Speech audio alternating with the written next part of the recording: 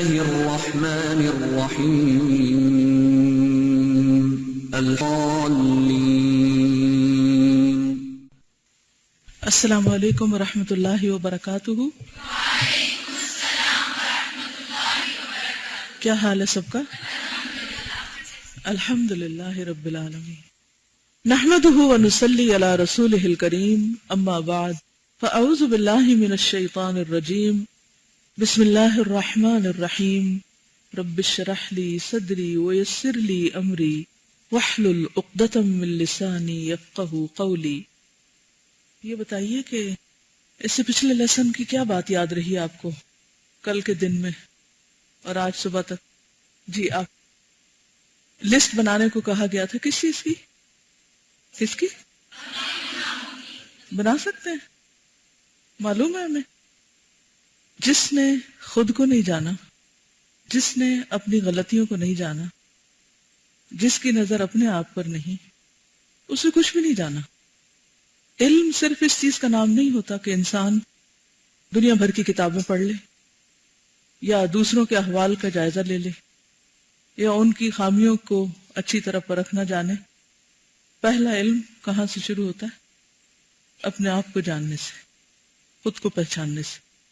اور پہچاننے میں صرف اپنی برائیاں پہچاننا ہی نہیں، اپنی کمزوریوں کو جاننا ہی نہیں، بلکہ اس کے ساتھ ساتھ ان نعمتوں کو، ان خاص پوٹینشلز کو، ان خاص صلاحیتوں کو جو اللہ نے آپ کے اندر رکھی ہیں، ان کو جاننا بھی بڑا ضروری ہے. ورنہ آپ ان نعمتوں کی قدر نہیں کر سکیں گے، ان کا حق ادا نہیں کر سکیں گے، انہیں اپنی آخرت اور بندگان خدا کی دنیا کی اور آخرت کی بھلائی کے لیے استعمال نہیں کر سکیں گے. تو اصل اسی غفلت سے جاگنا مقصود ہے. اور اسی وجہ سے یہ ایکسرسائز آپ کو دی گئی تھی کہ اپنی غلطیوں کی، اپنے گناہوں کی، اپنی کمزوریوں اور اپنی خامیوں کی لسٹ بنائی جائے. پھر کیا کیا اس کو بنا کے؟ اس کے بعد وجہ سوچی، کیونکہ من شرور انفسنا، غلطیوں اور گناہوں کی اصل بنیاد اور وجہ خود ہمارے اپنے اندر ہوتی ہے. کیونکہ اللہ سبحانہ وتعالی نے ہمارے اندر خیر اور شر دونوں ہی رکھا ہے. فَأَلْهَمَهَا فُجُورَهَا وَتَقْوَاهَا. فجور اور تقوی دونوں چیزیں اندر ہیں. اور پھر کامیاب کون ہے؟ قد افلح من زکاہا، جو اپنے اندر کی خرابیوں، خامیوں، کوتاہیوں، گناہوں کو، کود کرید یا شرور جو ہیں ان کو صاف کرتا رہے، تزکیہ کرتا رہے.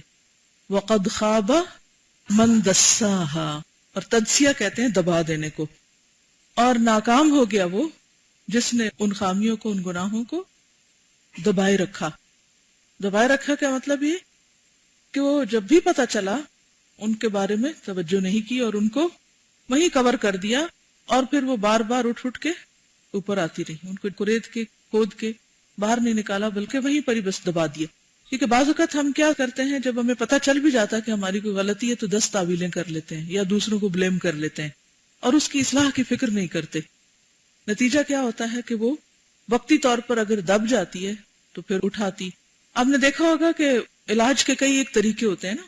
مثلا کوئی شخص بیمار ہوتا ہے تو اس کی اصلاح اور علاج کے کئی ایک طریقے ہوتے ہیں. ان میں سے ایک طریقہ تو یہ ہوتا ہے کہ مرض کو جڑ سے اکھاڑا جائے، اور اس کے لیے بعض اوقات مریض ابتدا میں تکلیف دہ عمل سے بھی گزرتا ہے، جن کا نام انہوں نے طبی اصطلاحات میں استفراغ اور تنقیہ اور تدارک وغیرہ رکھا.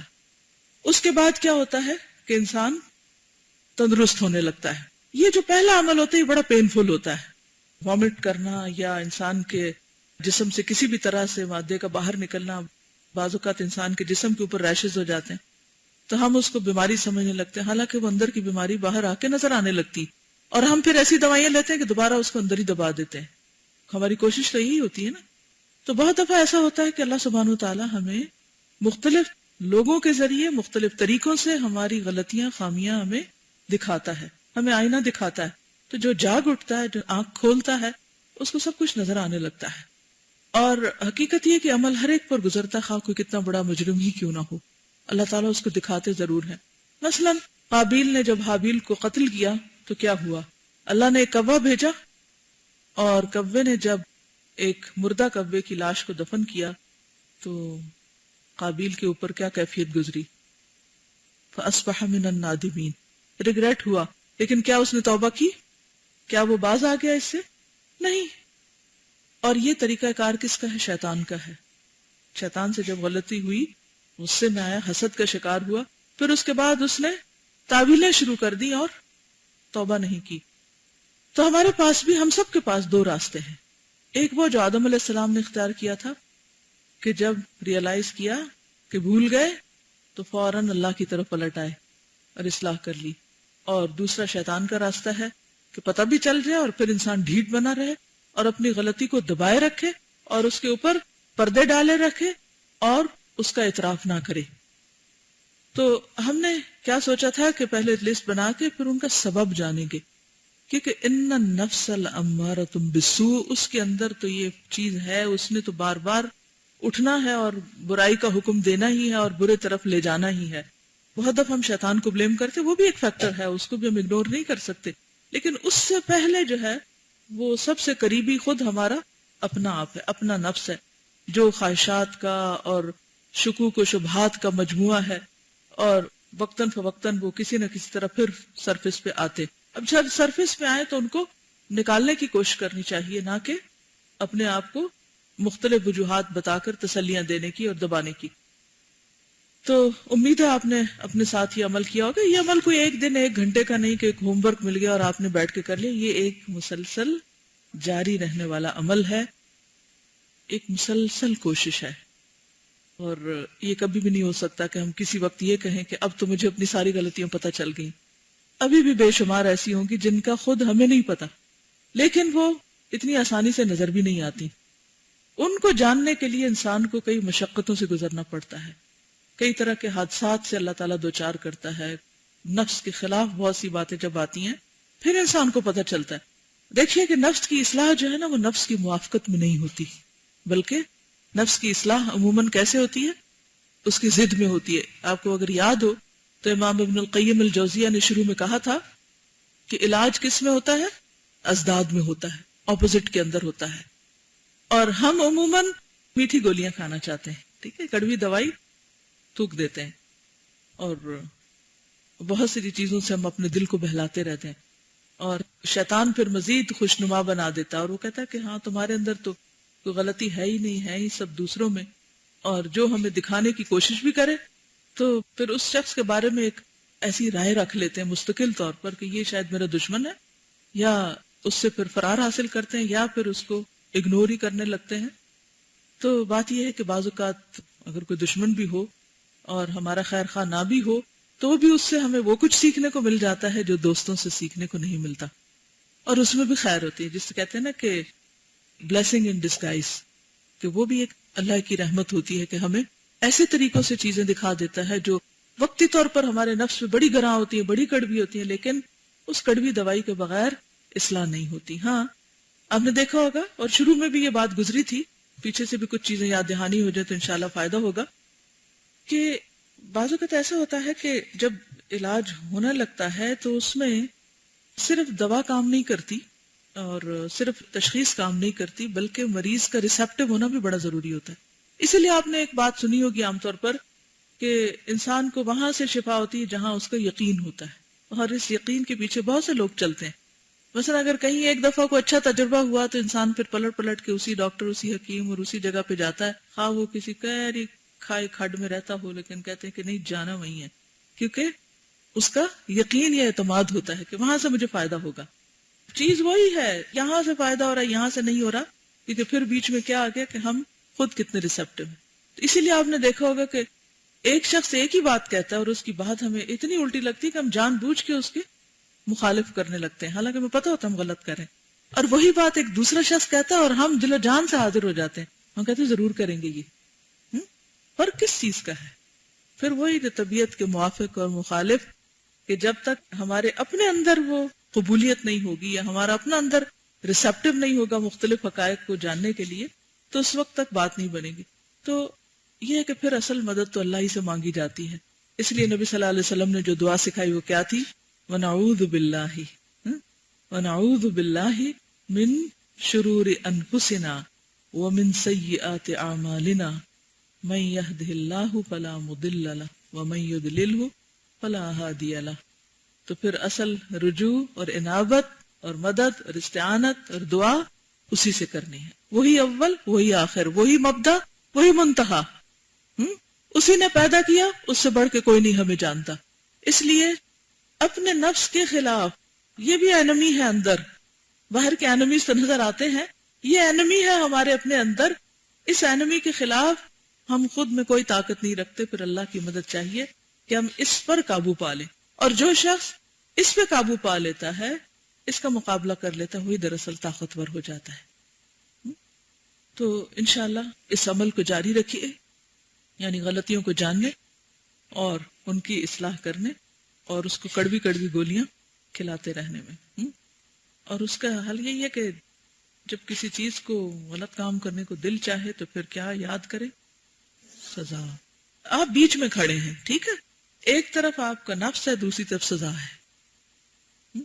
نفس کہتا ہے آ جاؤ ادھر، یہ غلط کام کر لو، اور جب سزا یاد آتی ہے تو کہتا ہے نہیں مجھے نہیں کرنا.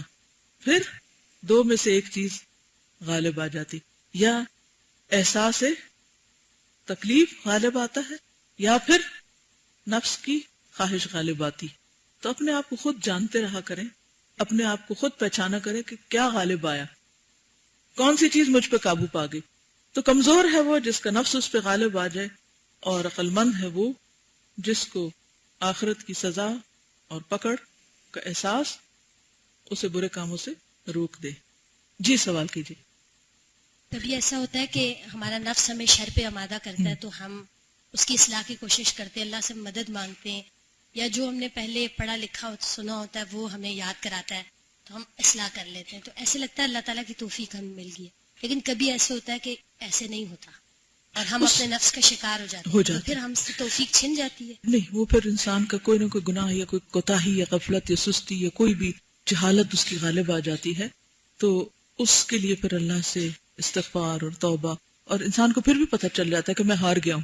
تو وہاں پھر انسان رو کے اللہ کی طرف پلٹے کہ یا اللہ میں بہت کمزور ہوں، آئندہ ایسی سچویشن میں آپ نے مجھے سنبھالنا اور یہ توفیق مجھ سے نہ چھینے. یہ جو اس کی توفیق ہے یہ بھی اس کی نعمتوں میں سے بہت بڑی نعمت ہے، کیونکہ انسانوں کے لیے وہ چیز پھر آسان کر دیتا ہے. کیونکہ اللہ ہی آسان کرتا ہے تو آسان ہوتی ہیں، ورنہ نفس اتنی سخت چیز ہے کہ اس کے آگے انسان کے لیے اس کو چھوڑنا اور اس کے اوپر غالب آنا ایک واقعی مشکل ترین عمل ہے. جی السلام علیکم ورحمۃ وعلیکم اللہ. السلام. میں نے یہ سیکھا ہے ان چیپٹر سے کہ قلب پر گناہوں کا اثر زہر کی طرح ہوتا ہے، اور اگر توبہ کر کے صفائی نہ کی جائے اور پرہیز نہ کیا جائے تو یقیناً نتیجہ نکلتا ہے دنیا اور آخرت کی عقوبات کی صورت میں. اور پھر یہ کہ اصل خرابی کا منبع پھر قلب ہی ہے، جیسے کہ قرآن میں آتا ہے نا، یوم لا ینفع مال ولا بنون الا من اتى اللہ بقلب سلیم.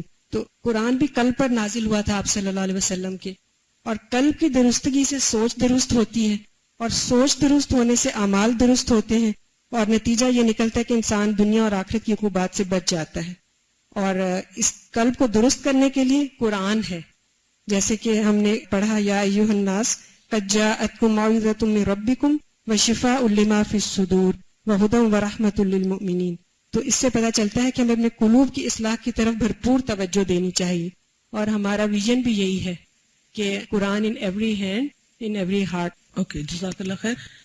پھر یہ کہوں گے کہ قرآن شفا ہے، لیکن اگر آپ ریسیپٹیو نہیں ہیں اور آپ کا ایمان وہ نہیں ہے اور اس طرح نہیں لے رہے جس یقین کے ساتھ لینا چاہیے، اور پھر اگر شکوک و شبہات قرآن پر یا صاحب قرآن کے بارے میں یا دین کے کسی بھی پہلو کے بارے میں موجود ہیں، تو پھر وہ اچھی سے اچھی دوا جس طرح انسان کے لیے فائدہ مند نہیں ہوتی، اسی طرح کچھ لوگوں کو قرآن اس طرح پھر فائدہ نہیں دیتا. ایک اور سوال آپ سے کیا گیا تھا کہ اپنے آپ سے یہ پوچھیے کہ کیا پھر ان سزاؤں کو بھگتنے کے لیے ہم تیار ہیں جو غلط کام کرنے پر اللہ نے بتائی ہیں. جو بھی کوئی غلط کام ہے، کچھ کی تو سزا صاف صاف بتا دی گئی اور کچھ کی عقوبت قدری ہے. قدری کا معنی سمجھ آیا نا، یعنی شرعی تو وہ سزائیں نا جن کے اوپر بتا دیا گیا کہ یہ کام کرو گے تو یہ نتیجہ ہوگا، لیکن کچھ ایسی ہیں کہ جن کا واضح نتیجہ نہیں بتایا گیا، لیکن اس کا یہ مطلب نہیں کہ نتیجہ اس کا ہے نہیں یا اس پر سزا ہے نہیں. وہ ضرور ہے، لیکن انسان یہ سوچ کے کہ اچھا دیکھا جائے گا، اللہ غفور الرحیم ہے، گویا وہ توبہ نہ بھی کریں تب بھی توبہ قبول کر لیتا ہے، تو اس طرح انسان پھر ڈھیلا پڑ جاتا ہے اور مشکل کا شکار ہوتا ہے۔ چلیے آج دیکھتے ہیں مزید، چونکہ اسی سلسلے کی آگے کڑی ہے کہ جب گناہ انسان کرتا ہے تو پھر اس کے اثرات اس پر کیا ہوتے ہیں۔ فصل نمبر 62، دل پر گناہ کے اثرات۔ دل پر گناہ کے اثرات۔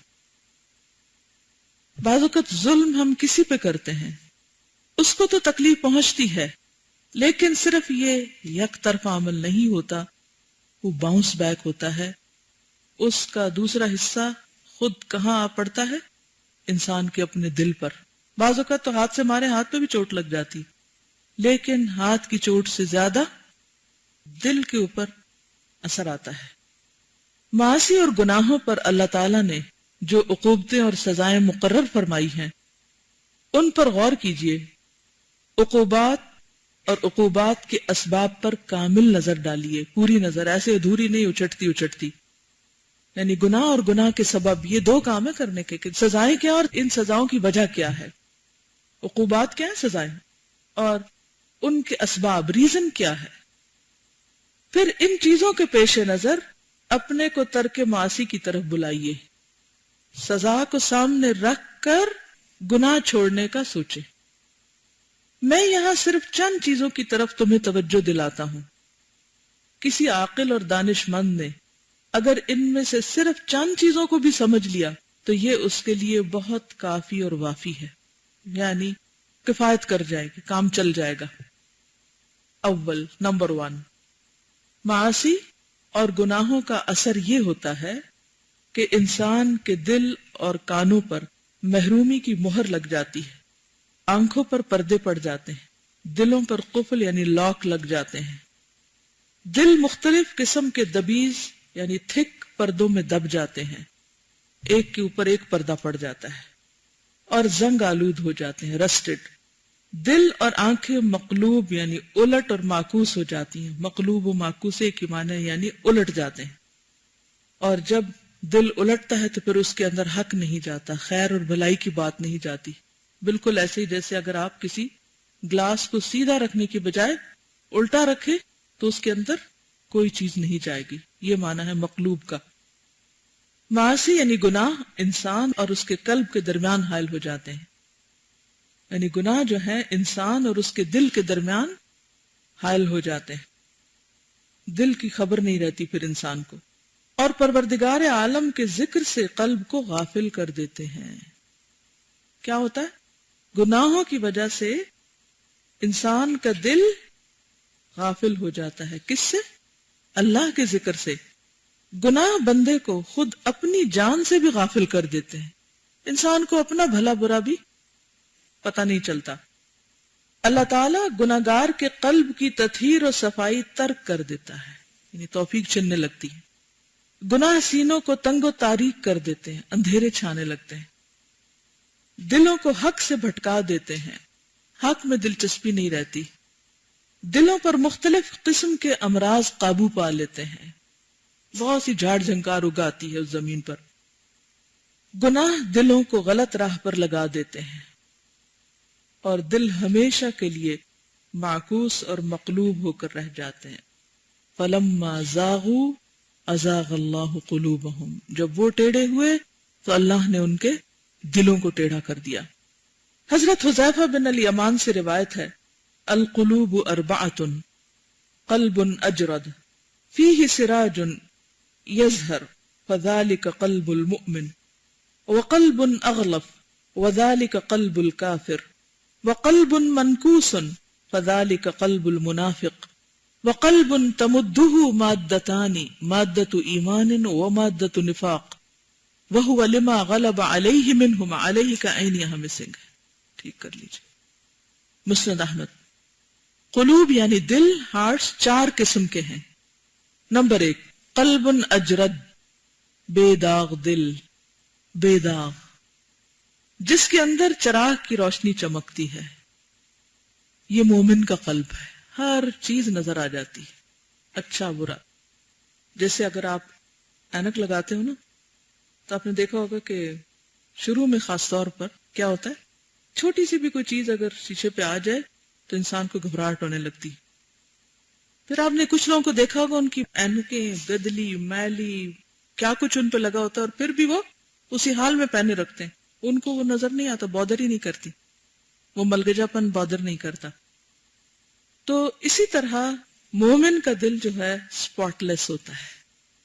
برتنوں کے بارے میں تم بڑے کانشیس ہوتے ہیں، اسپاٹ لیس گلاس ہو، اسپاٹ لیس پلیٹ ہو، حتیٰ کہ کھڑکیوں وغیرہ اور ایون فرش، گھر کے فرش کے بارے میں بھی کیا چاہتے ہیں، ہر سرفیس چاہتے ہیں اسپاٹ لیس ہو، لیکن دلوں کی خبر نہیں. تو مومن جو ہے وہ اپنے دل کا اس سے بھی زیادہ خیال رکھتا ہے کہ وہ اسپاٹ لیس ہو، اس کا دل چمکتا ہے. اس کی مثال اللہ سبحانہ وتعالیٰ نے قرآن مجید میں سورۃ النور میں دی ہے. اللہ نور السماوات والارض مثل نورہ کمشکاۃ فیہا مصباح المصباح فی زجاجہ الزجاجۃ کأنہا کوکب دری یوقد من شجرۃ مبارکۃ زیتونۃ لا شرقیۃ ولا غربیہ یکاد زیتہا یضیء ولو لم تمسسہ نار نور علی نور یہد اللہ لنورہ من یشاء یہد اللہ لنورہ من یشاء ویضرب اللہ الامثال للناس واللہ بکل شیء علیم. یہ ہوتا ہے مومن کا دل کہ جس کے اندر تقوی کا چراغ ہوتا ہے اور وہ اسپاٹ لیس ہارٹ ہوتا ہے، جس سے اس کی روشنی صرف اس کو نہیں بلکہ اس کے آس پاس کو بھی چمکائے رکھتی ہے. دوسرا ہے قلب مغطا. مغطا غطا سے ہے، تغطیہ، ڈھانپ دینا، جس پر پردے پڑے ہوئے ہیں. جیسے یہود نے کہا تھا قلوبنا غلف، ہمارے دلوں پر غلاف ہے. تو یہ قلب اغلف جو پیچھے عربی عبارت میں آیا ہے، اسی صورت کے اندر اللہ سبحانہ وتعالیٰ آگے جا کر مزید کفار کے دلوں کی مثال بتاتے ہیں. والذین کفروا اعمالهم کسراب بقیعۃ یحسبہ الظمآن ماء حتی اذا جاءہ لم یجدہ شیئا ووجد اللہ عندہ فوفاہ حسابہ واللہ سریع الحساب. او کا ظلمات، یہ او جو ہے یہ والذین کفروا کی طرف جا رہا ہے، کیونکہ یہاں پر کیا ہے، قلب مغطا، جس پر پردے پڑے ہوئے ہیں، یہ کافر کا قلب ہے. تو اس کی مثال کیا ہے، او کا ظلمات، اندھیروں کی طرح. کہاں ہے اندھیرے، فی بحر، سمندر کے اندر، تہوں میں نیچے، لجی، گہرے، یغشاہ موج من فوقہ موج من فوقہ سحاب، لہروں پہ لہریں اندھیرا کیے ہوئے ہیں، اور پھر اس کے اوپر مزید یہ کہ باہر بھی ماحول میں بادل چھائے ہوئے ہیں. اب نتیجہ کیا ہوگا، بعدھا فوق بعد، ایک کے اوپر ایک. اذا اخرج یدہ لم یکد یراہا، اتنا اندھیرا ہے کہ اپنے آپ کو بھی نہیں پہچانتا، اپنا ہاتھ بھی دیکھے تو اس کو کچھ نظر نہیں آتا. ومن لم یجعل اللہ لہ نورا فما لہ من نور، اور جس کے لیے اللہ کوئی نور نہ بنائے اس کے لیے پھر کوئی نور ہوتا نہیں. اور یہ نتیجہ ہوتا ہے کس کا، گناہوں کا. ہر گناہ کیا کرتا ہے، ایک سپاٹ بلیک لگتا جاتا ہے، پھیلتا جاتا ہے، اور پھر جب وہ سارا کالا آ جاتا ہے پھر ایک اور راؤنڈ شروع ہو جاتا ہے، پھر وہ ایک اور کور ہو جاتا ہے، پھر وہ بھی بھر جاتا ہے، پھر ایک اور راؤنڈ شروع ہو جاتا ہے. جیسے لیئرز ہوتی ہیں نا، چربی کی لیئرز چڑھتی جاتی ہیں اور موٹاپا بڑھتا جاتا ہے، اسی طرح دل کے اندر بھی کیا ہوتا ہے، وہ اندھیرے جو ہیں وہ بڑھتے جاتے ہیں، کیونکہ روشنی تو کہیں سے آ ہی نہیں رہی، نہ اندر سے نہ باہر سے. تو اس طرح کیا ہوتا ہے، ایک وقت آتا ہے کہ ہارٹ سیل ہو جاتے ہیں. ختم اللہ علی قلوبہم وعلی سمعہم وعلی ابصارہم غشاوہ، آنکھوں پہ بھی پردے پھر پڑ جاتے ہیں کیونکہ دل اندھیرے ہیں. وَلَهُمْ عَذَابٌ عَظِيمٌ. تیسرے ہے قلب منکوس اور سر نگوں. منکوس یعنی الٹا، سر یعنی سر کہاں ہوتا ہے جسم میں، اوپر، نگوں میں نے نیچے، تو سر نیچے الٹا. یہ منافق کا دل ہے. جیسے سورۃ آل عمران کے شروع میں آتا ہے نا، فَأَمَّا الَّذِينَ فِي قُلُوبِهِمْ زَيْغٌ، مرض جو ہے وہ پیچھے گزر چکا ہے پہلے پارے میں. تو یہاں پر کیا ہے، فی قلوبہم زیغ فیتبعون ما تشابہ من. مومن اور منافق کے طرز عمل میں فرق ہوتا ہے، صاحب ایمان اور صاحب شک کے طرز عمل میں فرق ہوتا ہے. تو منافق کا دل کیا ہے، الٹا، وہ ہر بات کو الٹا لیتا ہے. سیدھی بات کو، حق کی بات کو سمجھنے کی بجائے وہ اس کا الٹا معنی نکالتا ہے اور اس طرح اپنے آپ کو تسلی دیتا رہتا ہے. نمبر 4 وہ قلب، وہ دل جس میں ایمان اور نفاق ہر دو کے مادے ہوتے ہیں، یعنی دونوں چیزیں ساتھ ساتھ ہیں، سٹرگل ہو رہی ہے، ایک اندر جنگ چل رہی ہے اور ہر مادہ اپنی اپنی جانب کھینچتا ہے، کبھی ایک چیز غالب آتی ہے کبھی دوسری، اور انسان اسی کا ہو جاتا ہے جو دل میں غالب رہے. یعنی اگر نفاق بھاری ہے تو منافق شمار ہوگا، اور اگر ایمان کا نور زیادہ ہے تو پھر کیا ہوگا؟ نفاق اس کا نکلتا چلا جائے گا، تاکہ ایک وقت آئے گا کہ جب وہ مومن ہو کر ہی اللہ سے جا ملاقات کرے گا. اور اگر اس نے توجہ نہ دی تو پھر کیا ہو سکتا ہے؟ جیسے آپ ایک اچھا پودا لگاتے ہیں تو ساتھ ہی ویڈز بھی اگاتے ہیں. اب کیا کرتے ہیں؟ آپ ویڈز کو نکالتے رہتے ہیں، اور اگر آپ نے وہ نہیں نکالا تو نتیجہ کیا ہوگا؟ جو اصل پودا ہے وہ تو بےچارہ کہیں گم ہو جائے گا. جیسے کئی دفعہ آپ نے دیکھا ہوگا کہ جن لوگوں کے گھر چھوڑ جاتے ہیں نا، تو جب کوئی ان کی گارڈننگ وغیرہ نہیں کرتا، اگر آپ جا کے ان کے لان یا باغ کو دیکھیں تو کیا ہوتا ہے، جو گلاب کے پودے ہیں وہ ساری ویڈز کے اندر کہیں چھپے پڑے ہوتے ہیں، اور اگر پھول نکلے ہوئے تو بےچارے اندر ہی کہیں مرے پڑے ہوتے ہیں. ان کا کوئی حسن نہیں ہوتا کیونکہ کسی نے ویڈز نکالی ہی نہیں.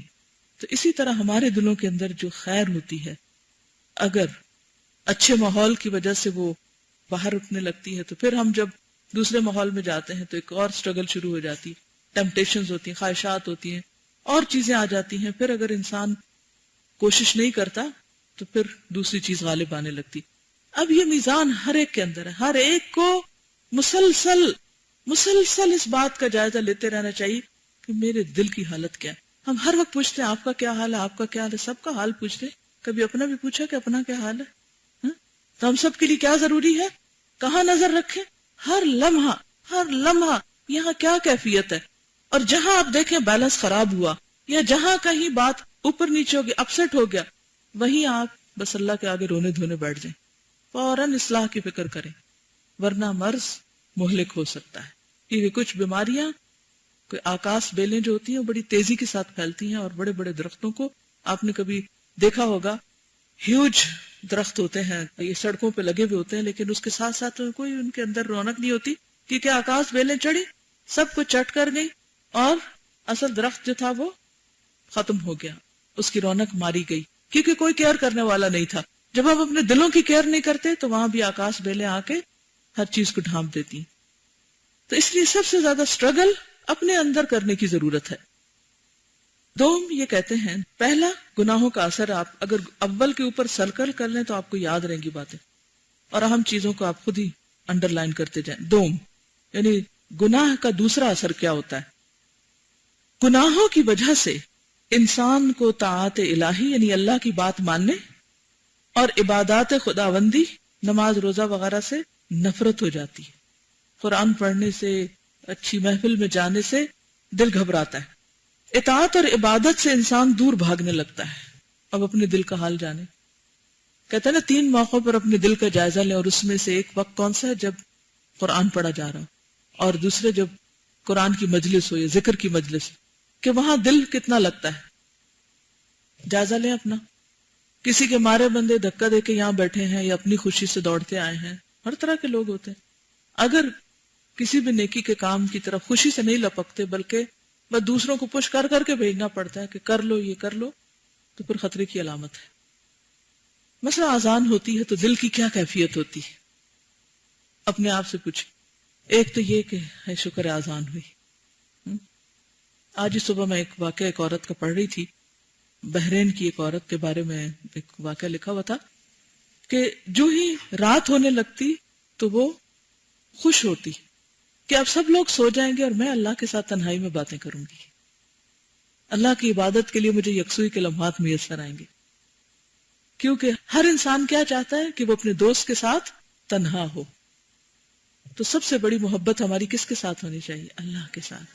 لہذا دلوں کے جو جائزہ لینے کے اوقات ہیں ان میں سے ایک وقت تنہائی کا وقت ہے کہ وہ کیسے گزرتا ہے اللہ سے باتیں کرتے ہوئے دل کی خوشی کے ساتھ. کہ انسان کہتا ہے کہ شکر ہے لوگ گئے اور مجھے تنہائی میسر آئی، اب میں اپنے رب کے ساتھ 1 on 1 ہوں، اب بیچ میں کوئی دوسرا نہیں. اور پھر اس کے بارے میں لکھا ہوا تھا کہ کتنی خوشی کے ساتھ وہ تہجد کی نماز پڑھتی اور عبادت کرتی اور اللہ کا ذکر کرتی، اور کس اچھے طریقے سے پھر اس کی ڈیتھ ہوئی۔ مجھے یاد ہے کہ ابھی جو رمضان کا دورہ قرآن گزرا ہے، اس میں الحمدللہ کچھ بچوں نے پورا دورہ قرآن سنا، اور کس طرح یہ میں سمجھتی ہوں ان کی ماؤں کا کمال تھا، ہمارا کچھ نہیں۔ اور میں ایسا کرتی تھی کہ جب تقریباً آدھا وقت گزر جاتا تو میں اٹھ کے بیچ میں تھوڑا سا ایسے راؤنڈ لیتی تاکہ میری سرکولیشن ہو اور میں کچھ بہتر کام کر سکوں۔ تو ایک بالکل چھوٹا سا بچہ، 8-9 سال کا بچہ، ایک دن میں ایسے ہی، وہ ایک سائڈ پہ روم تھا تو میں ادھر اندر گئی تو میرے پیچھے آ گیا، کہتے ہیں میں آپ کی کمر پریس کر دوں؟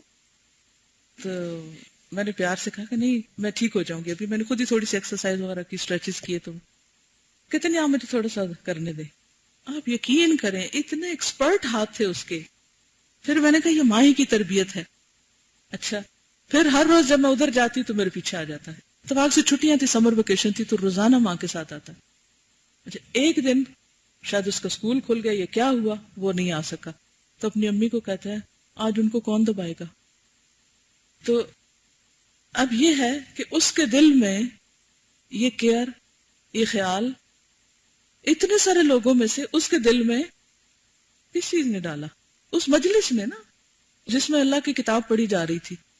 اور وہ کیا تھا، ماں بیٹھتی اور چونکہ گھر میں وہ اکیلا تھا تو وہ لا کے ساتھ بٹھا لیتی۔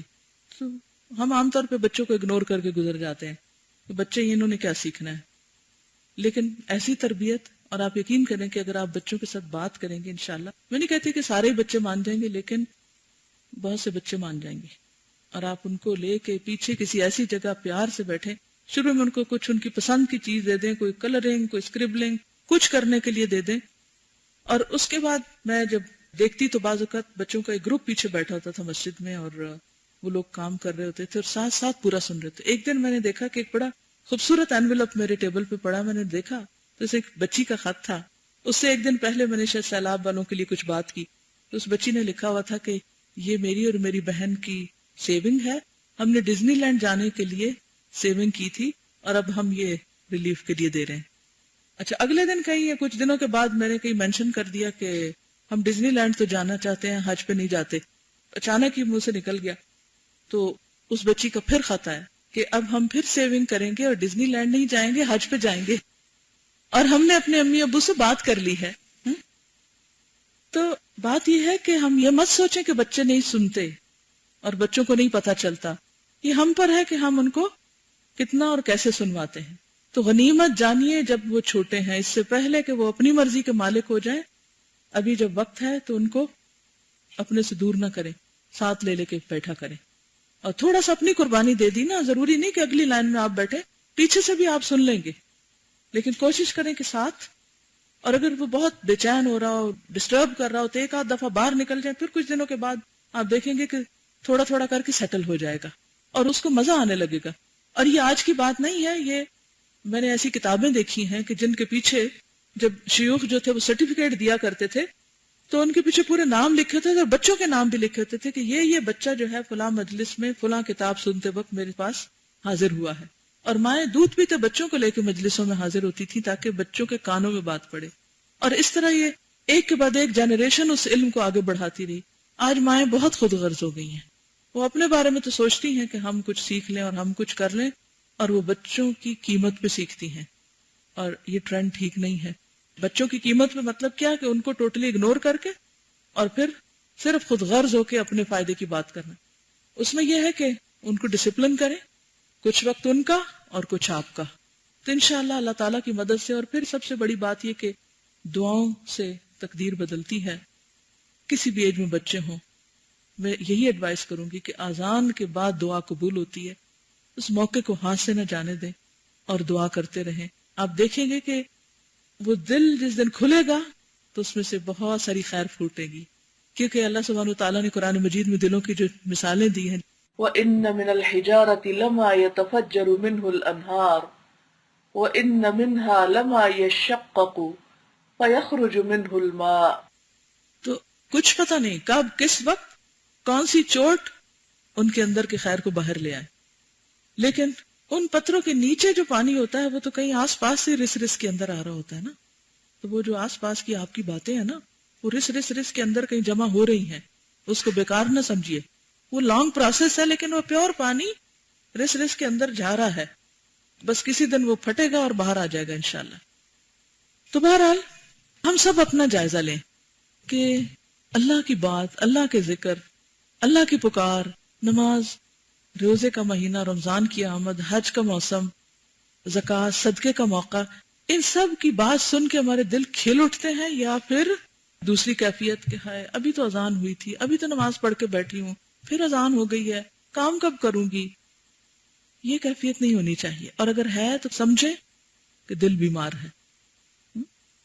اب تو اتنے طریقے ہیں نماز کے وقت جاننے کے، اور جب آپ اول وقت نماز پڑھیں گے تو آپ کے بچے بھی دیکھیں گے اور وہ آپ کے عمل سے سیکھیں گے کہ اماں اذان سنتے ہی اٹھ جاتی ہے. تو آپ نہ بھی ان کو کہیں تو وہ دیکھ رہے ہیں آپ کیا کر رہے ہیں. اگر آپ کو ان سے محبت ہے، ان کو بھی آپ سے محبت ہوتی. وہ جائزہ پورا لے رہے ہوتے ہیں کہ آپ کرتے کیا. لیکن اگر آپ نے خود نماز بہت دیر سے پڑھی اور پھر اٹھ کے ان کے پیچھے پڑ گئے کہ دیکھو تمہیں پتہ نہیں نماز جا رہی ہے، بھئی آپ نے خود کب پڑھی؟ آپ کی بات میں کیا اثر ہوگا؟ وہ پتے اور پتھر کی مثال میں نے آپ کو دی تھی کہ پھر وہ پتا ہی گرے گا اور کوئی ارتعاش نہیں ہوگا تالاب میں.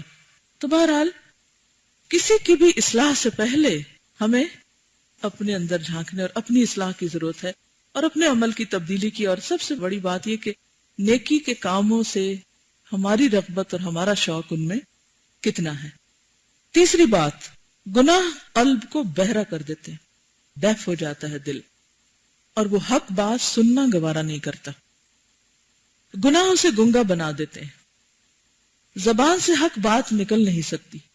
اندھا بنا دیتے ہیں، حق بات دیکھ نہیں سکتے، حق نظر نہیں آتا. قلب اور حق کے درمیان بے اعتبار سماعت یعنی سننا، بینائی دیکھنا، اور کلام کے ویسا بودھ ہو جاتا ہے جیسے بہرے کو آواز سے، یعنی اسے نہیں پتہ چلتا کہ کون بول رہا ہے، اندھے کو رنگ سے، یعنی بلائنڈ ہو تو رنگ کوئی نظر نہیں آتا، اور گنگے کو بات چیت کرنے سے بودھ ہوتا ہے، یعنی اس کے لیے محال ہے کہ وہ کچھ بول سکے. اس سے واضح ہوا کہ بہرا، گنگا، اندھا ہونا حقیقتاً قلب سے تعلق رکھتا ہے. جوارح یعنی اعضاء کا بہرا، گنگا، اندھا ہونا بالغرض اور بالطبع ہے. بالطبع یعنی اس کے فالوئنگ کے طور پر ہے، اس کے نتیجے کے طور پر ہے. چنانچہ قرآن حکیم میں ہے فَإِنَّهَا لَا تَعْمَى الْأَبْصَارُ وَلَكِنْ تَعْمَى الْقُلُوبُ الَّتِي فِي الصُّدُورِ. سورۃ الحج.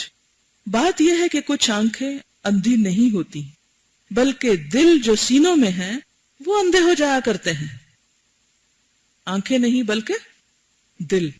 یہاں بصارت کی نفی سے حصے بصارت کی نفی قطعاً نہیں، یعنی دیکھ نہیں سکتے سے مراد یہ نہیں کہ آنکھیں نہیں دیکھتی، یہ سمپل ورڈز میں اس کا میننگ. خود اللہ تعالیٰ کا یہ ارشاد حصے بصارت کی نفی کے خلاف ہے. لیس علی الاعمی حرج، سورۃ النور 61. اندھے کے لیے کوئی مذائقہ نہیں. یہاں اعمی سے مراد بصارت حسی ہے، یعنی آنکھ کا دیکھنا ہے. اور یہ ارشاد عبس وتولی ان جاءہ الاعمی، محمد صلی اللہ علیہ وسلم اتنی بات پر چیں بچی ہوئے اور منہ موڑ بیٹھے. یہاں بھی قطعی طور پر بصارت حسی مراد ہے، یعنی اس بات پر کہ ایک اندھا آپ کے پاس آ گیا، مراد اس سے واقعی آنکھوں کا نہ دیکھنا ہے، یعنی یہ ایکسیپشنز موجود ہیں. مراد یہ ہے کہ پورا اندھا حقیقتاً وہ ہے جس کا قلب اندھا ہو، کیونکہ آنکھ کا اندھا قلب کی عدم بصارت کے مقابلے میں گویا آنکھوں والا ہے، تاکہ قلب کی عدم بصارت کے سامنے آنکھ کی حسی بصارت کی نفی کر دینا بھی صحیح ہے. اس کی مثال رسول اللہ صلی اللہ علیہ وسلم کے اس ارشاد میں موجود ہے لیس الشدید بالسرع ولکن الذی یملک نفسہ عند الغضب، مسند احمد. قوی تر آدمی وہ نہیں، یعنی مضبوط آدمی، اسٹرانگ وہ نہیں جو دوسرے کو پچھاڑ دے، یعنی ہرا دے کشتی میں، بلکہ وہ ہے جو غصے کی حالت میں اپنے نفس پر قابو رکھے. غصے کی حالت میں جو خود پر قابو رکھتا ہے وہ دراصل اسٹرانگ ہے. وہ حدیث آپ کو یاد ہوگی جس میں آتا ہے کہ المؤمن القوی خیر واحب الی اللہ من المؤمن الضعیف وفی کل خیر. قوی مومن ضعیف مومن سے بہتر ہے. قوی مومن کون ہوتا ہے؟ طاقتور مومن جس کے مسل بہت نمایاں ہو. کون؟ جس کا ایمان مضبوط ہو، جو اس صفت کا مالک ہو کہ غصے کے وقت اپنے اوپر قابو پا لے، وہ ہے اصل طاقتور۔ نیز آپ کا ارشاد ہے لیس المسکین بالطواف الذی ترده اللقمہ واللقمتان ولكن المسکین الذی لا يسأل الناس ولا يفتن له فیتصدق علیہ، مسند احمد۔ مسکین وہ نہیں جو گھر گھر پھرتا ہے جیسے تم لقمہ یا 2 لقمے دے دیا کرتے ہو، بلکہ مسکین وہ ہے جو لوگوں سے مانگتا نہیں اور نہ لوگ اسے ضرورت مند سمجھ پاتے ہیں، ان کو پتہ بھی نہیں چلتا کہ یہ ضرورت مند ہے کہ اسے صدقہ دیا جائے۔ اس قسم کے نظائر نظیر کی جمع ہے، یعنی مثال، اور امثال بے شمار ملیں گے۔ ان سے واضح ہو جاتا ہے کہ حقیقی چیز کے مقابلے میں غیر حقیقی چیز بمنزلہ معدوم کی ہوتی ہے۔ معدوم یعنی ہے ہی نہیں، غیر حقیقی چیز ایسے ہی ہے جیسے وہ نہ ہو۔ مقصد یہ ہے کہ معاصی اور گناہوں کی عقوبات میں یہ بھی داخل ہے کہ وہ قلب کو اندھا، بہرا، گنگا بنا دیتے ہیں۔ نتیجہ کیا ہوا؟ یہ آخری لائن میں ہے، گناہوں کی وجہ سے دل اندھا ہو جاتا ہے، نتیجتاً دل کی جو ونڈوز ہیں وہ بھی بند ہو جاتی ہیں، اور وہ کیا ہیں؟ کان اور آنکھیں۔ چہارم، چوتھی بات، نمبر 4، معاصی قلب کو اس طرح دھنسا دیتے ہیں جس طرح مکان اور مکان کا سارا سر و سامان زمین میں دھنس جایا کرتا ہے۔ کبھی آپ نے خسف دیکھا ہے؟ خسف ہوتا ہے زمین میں دھنس جانا۔ آپ نے زلزلے کے مناظر میں دیکھا ہوگا کبھی کہ جب زمین پھٹتی ہے یا لینڈ سلائیڈنگ ہوتی ہے تو بعض اوقات زمین کا کچھ حصہ نیچے ہو جاتا ہے۔ ویسے بھی سڑکوں پہ بھی کئی دفعہ آپ نے دیکھا ہوگا کہ زمین کے کچھ حصے نیچے دھنسے ہوئے ہوتے ہیں۔ تو کہتے ہیں کہ گناہوں کی وجہ سے دل جو ہے وہ نیچے دھنس جاتا ہے۔ معاصی یعنی گناہ قلب کو اسفل السافلین تک دھنسا کر لے جاتے ہیں اور احساس تک نہیں ہوتا۔ قلب کے دھنسنے کی علامت یہ ہے کہ انسان شب و روز یعنی دن رات سفلیات، نجاسات، رذائل اور بد اخلاقیوں کے پیچھے مارا مارا پھرتا ہے۔ سفلیات سفلی سے ہے وہ عمل جس میں خبیث ارواح سے مدد لی جائے، جادو وغیرہ کا کام۔ عام طور پر اس کے لیے آپ نے دیکھا ہوگا سفلی عمل دیواروں پہ لکھا ہوتا ہے، جادوگروں کی طرف سے جو اشتہار ہوتے ہیں اس پہ لکھا ہوتا ہے، یعنی شیطانوں سے مدد لے کے وہ جادو کرتے ہیں۔ تو سفلیات یعنی شیطان کی راہوں پہ چل رہا ہوتا ہے، یہ مراد ہے۔ نجاست سے کس کو کہتے ہیں؟ گندگی کو۔ رذائل رذیل سے گھٹیا چیزیں، اور بد اخلاقیوں کے پیچھے مارا مارا پھرتا ہے، برے کاموں میں اس کا انٹرسٹ بڑھ جاتا ہے۔ ایسا قلب جسے اللہ تعالیٰ رفعت دیتا ہے، رفعت بلندی، اور مقرب بارگاہ بنا لیتا ہے، یعنی اپنے قریب کر لیتا ہے، شب و روز خیر و فلاح، عالی امور، اچھے اعمال، بلند اخلاق و اقوال کے گرد گھوما کرتا ہے۔ یعنی 2 طرح کے لوگ ہوتے ہیں، کچھ لوگ گھٹیا باتیں سوچتے ہیں اور گھٹیا کاموں کے پیچھے جاتے ہیں، اور صرف وہ نفس کی خواہشات، جیسے کوئی کتا خواہشات پوری کرنے کے لیے مارا مارا پھر رہا ہوتا ہے ایملیسلی، اسی طرح ان کی زندگی کا بھی ایم اور گول کیا ہوتا ہے؟ صرف خواہشات کی تکمیل، and that's it۔ اس کے برعکس کچھ لوگ اپنی ذات کے خول سے نکل کر دوسروں کے لیے سوچنا شروع کرتے ہیں اور مخلوق کی بھلائی اور مخلوق کے فائدے کے کاموں میں لگے رہتے ہیں، اور اس کے لیے دعائیں مانگتے ہیں، اور اس کے لیے منصوبے بناتے ہیں، اور اس کی خواہش اور تمنا رکھتے ہیں کہ کس طرح دنیا میں کچھ کر جائیں یا کسی کے لیے فائدہ مند بن جائیں۔ جیسا کہ بعض اسلاف کا قول ہے، ان هذه القلوب جوالۃ، یہ قلوب ہمیشہ گھومتے پھرتے ہیں۔ جوال کس کو کہتے ہیں؟ موبائل کو۔ عربی میں اگر آپ سعودی عرب جائیں گے نا تو جوال لکھا ہوگا اشتہاروں میں۔ فمنها ما يجول حول العرش، لیکن بعض عرش کے ارد گرد گھومتے پھرتے ہیں۔ کچھ دل وہ کہاں طواف کرتے رہتے ہیں؟ عرش کے گرد۔ عرش پر کون ہے؟ اللہ سبحانہ وتعالی۔ آپ نے دیکھو گے نا کہ جس سے انسان کو محبت ہوتی ہے انسان اس کے ارد گرد چکر لگاتے رہتے۔ کعبہ سے محبت ہے کیونکہ اللہ نے اس کو اپنی طرف نسبت دی ہے، لہذا شوق میں چکر لگاتے ہیں، ورنہ کیا کام ہے، حاصل کیا ہے گھومنے پھرنے کا وہاں؟ کسی اینڈ آف دا ڈے کچھ ملتا تو نہیں، لیکن صرف اللہ کی محبت کا ایک سمبل ہے۔ تو کچھ دل عرش کے گرد چکر لگاتے رہتے ہیں، اللہ کو ڈھونڈتے رہتے ہیں، یا اللہ سبحانہ وتعالیٰ کی طرف ہر وقت رغبت کرتے ہیں۔ وَمِنْهَا مَا يَجُولُ حَوْلَ الْحَشْ، اور بعض غلاستوں کے ارد گرد، گھٹیا چیزوں کے پیچھے۔ اب یہ کیسے نہیں، انسان اپنے دل کا جائزہ لے کہ وہ کیا سوچتا ہے، ہر وقت کیا سوچتے ہیں، یہ آپ خود ہی کر سکتے ہیں اپنے ساتھ، اس پہ چیک بھی آپ خود ہی رکھ سکتے ہیں کہ آپ ہر وقت کیا سوچتے ہیں۔ بس جو کچھ آپ سوچتے ہیں نا ہر وقت، وہی وہ چیز ہے جس کے گرد آپ کا دل چکر لگا رہا ہے اور طواف کر رہا ہے۔ اور اللہ کے سوا، اللہ کو چھوڑ کر کوئی بھی دوسری چیز اس کی مخلوق میں سے جس کے گرد انسان کا دل چکر لگائے، وہ پھر کیا ہے؟ رذیل عمل ہے۔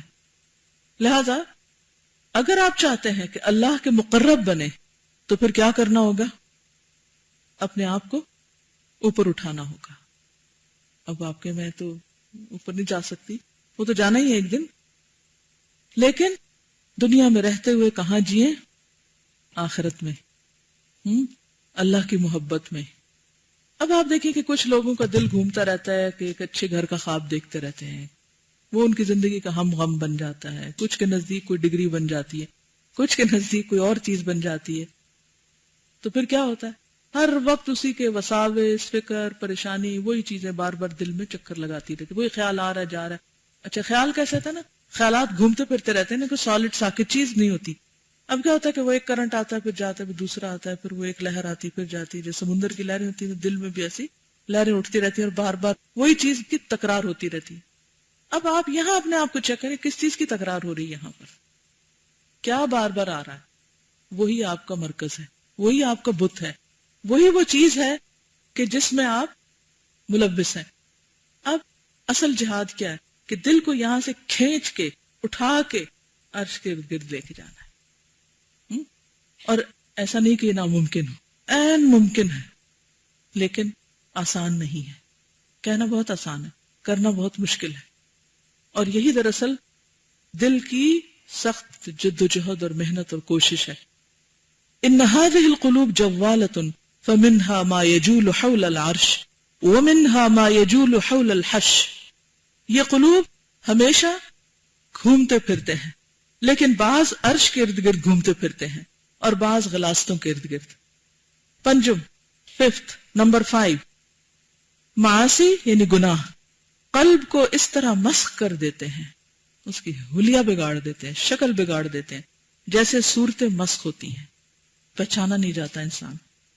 قلوب بھی مسخ ہو جایا کرتے ہیں۔ انسانی قلب حیوانی قلب کی صورت اختیار کر لیتا ہے، جانور کے دل کی طرح ہو جاتے ہیں۔ بڑا اہم جملہ ہے، اس کو نوٹ کر لیجئے، کیونکہ جانور کس میں جیتے ہیں؟ خواہشات میں۔ ان کا ہم و غم بس دو ہی ہوتے ہیں، یا کچھ کھانا یا اپنی نسل بڑھانا، دو ہم ہیں ان کے۔ تو انسانی قلب حیوانی قلب کی صورت اختیار کر لیتا ہے۔ اخلاق، اعمال، افعال یعنی ایکشنز، طبیعتوں کے لحاظ سے جس جانور سے مناسبت ہو جاتی ہے اسی جانور کی صورت اختیار کر لیتا ہے۔ بعض قلوب مسخ ہو کر خنزیر کے قلب کی صورت اختیار کر لیتے ہیں، یعنی بعض لوگوں کے دل کس کی طرح ہو جاتے ہیں؟ خنزیر، پگ، اس کے دل کی طرح ہو جاتے ہیں۔ ان کے اندر خنزیر کی سی شدت اور خباثت پیدا ہو جاتی ہے، شدت اور خباثت۔ بعض قلوب مسخ ہو کر کتے اور گدھے، سانپ اور بچھو کی صورت اختیار کر لیتے ہیں۔ حقیقت یہ ہے کہ اخلاق اور عادات اور طباع کے لحاظ سے صورتیں تبدیل ہوا کرتی ہیں۔ چنانچہ حضرت سفیان ابن عیینہ نے اس آیت کی یہی تعویل کی ہے، وَمَا مِن دَابَّةٍ فِي الْأَرْضِ وَلَا طَائِرٍ يَطِيرُ بِجَنَاحَيْهِ إِلَّا أُمَمٌ أَمْثَالُكُمْ، سورۃ الانعام 38۔ اور جتنے حیوانات ہیں، جتنے بھی اینیملز ہیں زمین پر، اور جتنے پرند اپنے دو پروں پر اڑے اڑے پھرتے ہیں، یہ سب بھی تم لوگوں کی طرح امتیں ہیں۔ یعنی جیسے انسان ہے نا، اتنی قسموں کے پرندے یا جانور بھی ہیں، اور ہر انسان کے اندر کسی نہ کسی کی صفت آ جاتی ہے۔ وہ فرماتے ہیں کہ بعض قلوب درندوں کے اخلاق اختیار کر لیتے ہیں، بعض کتوں کے لالچی، بعض گدھوں کے بے وقوف احمق، بعض اپنے ظاہری لباس میں طاؤسی اخلاق اختیار کر لے۔ طاؤس کہتے ہیں مور کو، پیکاک۔ تو بعض لوگ صرف ظاہری اخلاق، اندر کچھ نہیں، اور اپنے خوشنما پروں پر ناچا کرتے ہیں. بعض گدھوں کی طرح بلید اور احمق ہوا کرتے، بلید بھی بے وقوف کو کہتے. بعض مرغ کی طرح انسانوں کو فائدہ پہنچاتے ہیں. مرغ اذان دیتا ہے، جگاتا ہے اور اس کا گوشت بھی کام آتا ہے. بعض کبوتروں کی طرح الفت اور انسیت کے خوگر ہوتے ہیں. کبوتر دو طرح کے تھے نا، بڑے کبوتر ہوتے ہیں اور آپ نے دیکھو کبوتر صرف آپس میں نہیں بلکہ جو ان کو پالتے ہیں ان کے ساتھ بھی ان کے بڑا انس ہو جاتا ہے. اور چھوٹے کبوتر بھی آپ نے دیکھے ہوں گے، لو برڈز کہتے ہیں ان کو. اب آپ دیکھیں کہ ان کے اندر الفت اور انسیت کے خوگر ہوتے ہیں، بس وہ وہی تلاش کرتے رہتے ہیں. بعض اونٹ کا سا کینہ رکھتے ہیں. کینہ کیا ہوتا ہے؟ بغض. بعض ایسے ہوتے ہیں جن میں سراسر خیر و فلاح ہوتی ہے اور وہ بکری کی صورت اختیار کر لیتے ہیں. بعض لومڑی کا اخلاق رکھتے ہیں، لومڑی کی صورت اختیار کر لیتے ہیں اور ہمہ وقت آلویز لومڑی کسی مکاریاں کرتے ہیں، ان جیسی چالاکیاں کرتے رہتے ہیں. مکار، فریبی، دھوکہ باز. اللہ تعالیٰ نے جاہلوں اور گمراہ لوگوں کو کبھی گدھوں سے تشبیہ دی ہے، کبھی کتوں سے، کبھی دوسرے جانوروں سے. مثل الذین حملوا التوراۃ ثم لم يحملوها كمثل الحمار يحمل اسفارا. بعض اوقات قرآن پڑھ کر بھی لوگ گدھے ہی بنے رہتے ہیں کیونکہ وہ اوپر تو ہے اندر نہیں ہے. کبھی یہ باطنی مناسبت اس قدر قوی اور مضبوط ہو جاتی ہے کہ اس کا اثر ظاہری صورت پر نمایاں ہونے لگتا ہے، یعنی شکل و صورت میں بھی وہ شباہتیں آنے لگتی ہیں. باڈی لینگویج جو ہوتی ہے اس میں بھی وہ چیزیں نمایاں ہونے لگتی ہیں. ہونٹوں کے بھیجنے کا انداز، منہ کو سکیڑنے کا انداز، آنکھیں اور اوور آل جسم کے جو ایکشنز ہیں ان میں وہی چیزیں نظر آنے لگتی ہیں. اور جیسے کہتے ہیں نا فلاں تو اللہ میاں کی گائے ہے. اور اس چیز کو ارباب فراست خوب سمجھتے ہیں، یعنی جن کے اپنے دل روشن ہوتے ہیں وہ بڑی اچھی طرح انالائز کر لیتے ہیں. کچھ دن پہلے کسی نے اپنا ایک مسئلہ لکھ کے بھیجا مجھے. یونیورسٹی جاتی ہے کینیڈا میں، کہتے ہیں کہ جو ہی میں بس میں بیٹھتی ہوں تو میں نہیں بھی چاہتی کہ میں سامنے دیکھوں اور نہیں بھی چاہتی کہ میں کسی کا جائزہ لوں، لیکن جو ہی میرے کسی پر نگاہ پڑتی ہے تو میرے اندر فوراً ایک عمل شروع ہو جاتا ہے انالیسس کا اور میں اس کا کوئی نتیجہ نکال لیتی ہوں. میں نے لکھا کہ آج صبح جب میں بیٹھی تو میرے سامنے دو لڑکیاں آپس میں بات کر رہی تھیں اور صرف میں ان کی آواز نہیں سن رہی تھی لیکن مجھے صرف ان کے انداز سے یہ پتا چلا کہ یہ کیا کیا کام کرتی ہیں. تو میں پھر اپنی نگاہ جھکا لیتی ہوں اور پڑھنے میں لگ جاتی ہوں، لیکن پھر میں مجبور ہو جاتی ہوں جو ہی نگاہ اٹھاتی ہوں کسی کی طرف بھی دیکھتی ہوں پھر میری یہ کیفیت ہو جاتی ہے میں اس سے کیسے نجات حاصل کروں.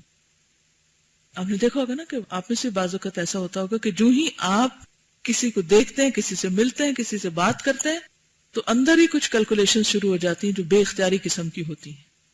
جیسے امام شافعی کے اندر اللہ نے یہ صلاحیت بہت رکھی تھی کہ وہ راہ چلتے کو دیکھ کے بتا دیتے تھے کہ اس کا پیشہ کیا ہے، اس کا کام کیا ہے، یہ کرتا کیا ہے. تو ارباب فراست جو ہوتے ہیں، جن کے دل روشن ہوتے ہیں، جن کو اللہ نے یہ سمجھ دی ہوتی ہے، وہ فوراً پہچاننے لگتے ہیں اور دوسروں کی نفسیات کو جان لیتے ہیں. کچھ ظاہری اعمال اور کردار تو ایسے سرزد ہونے لگتے ہیں کہ عام آدمی بھی دیکھ سکتا ہے، اور یہ مشابہت اعمال اور کردار کے لحاظ سے کبھی اس قدر قوی اور پائیدار ہو جاتی ہے کہ صورت پر غالب آ جاتی ہے. یعنی بعض اوقات تو تھوڑا بہت اثرات ہوتے ہیں، لیکن کچھ لوگ جو مسلسل یہ کام کرتے رہے، دھوکہ دیتے رہے، کچھ لوگ بچھو کی طرح ہر ایک کو ڈنگ مارتے رہیں، ہر ایک کو تکلیف دیں، تو وہ پھر کیفیات ان کے اوپر شدید قسم کی طاری ہو جاتی ہیں. اور حکم الہی کے مطابق ظاہری صورت بھی مسخ ہو جاتی ہے. یہ مسخ تام ہے جیسا کہ یہود اور ان جیسے دوسرے لوگوں کے ساتھ اللہ تعالیٰ نے کیا، اور اس امت میں بھی بعض کو بندر اور خنزیر کی صورت میں مسخ کر دیتا ہے. وہ روایت تو آپ نے پڑھی ہوگی نا کہ جیسے حدیث میں آتا ہے کہ جو شخص نماز میں امام سے پہلے سجدہ سے سر اٹھا لیتا ہے وہ ڈرتا نہیں اس بات سے کہ اللہ اس کی شکل کو گدھے کی طرح کر دے. اور ایک راوی تھے، انہوں نے کہا کہ یہ کیسے ہو سکتا ہے، تو لٹرلی ان کی شکل پھر ویسی ہی ہو گئی. تو وہ ہمیشہ منہ ڈھانک کے آیا کرتے تھے، کسی کے سامنے اپنا منہ نہیں کھولتے تھے. تو ایسا ہوتا ہے کہ کبھی کبھی اللہ تعالیٰ ایسی عبرت کی مثالیں انسان کو خود دکھا دیتے ہیں، لوگوں کے سامنے بھی لے آتے ہیں. بہرحال یہود میں تو عملی طور پر مسخ ہو گیا، ان کی شکلیں ایسی بن گئی. اور پھر آپ دیکھیے کہ جن جانوروں سے مشابہت ہوتی، اگر آپ 2002 کی تفسیر سنیں تو اسے بندر کی جو صفات ہیں ان کو کافی ڈسکس کیا گیا. بنی اسرائیل کے حالات کے ساتھ کہ بندر کی کیا کیا عادتیں ہوتی ہیں. اللہ نے ان کو بندر ہی کیوں بنایا؟ کچھ اور بھی تو بنا سکتا تھا. اسی طرح بعض اوقات خنزیر کی شکل، بعض اوقات خنزیر کے اندر نا ایک سختی سی ہوتی ہے. تو ان کے بھی دل کیا تھے؟